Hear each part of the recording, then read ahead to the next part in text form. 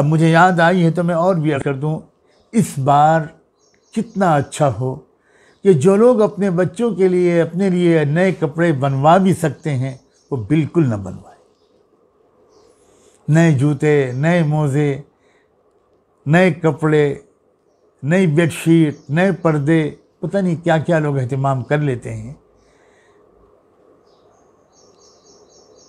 मेरी बहुत मुखलिसाना गुजारिश है, आप सब तय कर लीजिए, अपने बच्चों को बिठाकर उनको समझाकर, फिर बच्चों तुम लोग ईद में नए कपड़े ज़रूर पहनते थे, इंशाअल्लाह आइंदा कभी पहनोगे।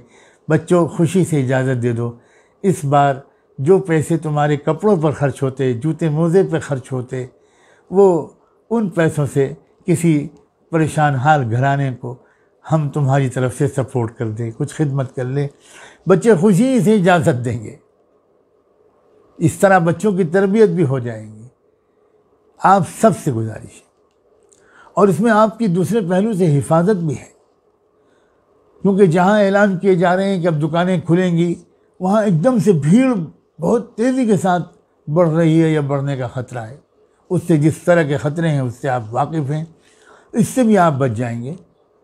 आप बिल्कुल इस मर्तबा इरादा कर लीजिए कि ईद के नाम पर कोई ख़रीदारी नहीं करनी। शायद अल्लाह ताला को रहम आ जाए, तरस आ जाए, आपकी ये अदा पसंद आ जाए और आपको अपने मुल्कों की खिदमत, अपने आवाम की खिदमत, आम इंसानों की खिदमत के लिए अल्लाह कबूल करे। पूरी दुनिया में इस वक्त ऐसी उम्मत की ज़रूरत है जो अपने लिए कुछ न सोचे, वो दूसरों की खैरख्वाह बन जाए। जिस दिन दुनिया को ऐसी उम्मत फिर से मिल जाएगी जैसे पहले कभी मिली थी, तो अल्लाह ताला इस दुनिया को उसी उम्मत के कदमों में डाल देंगे।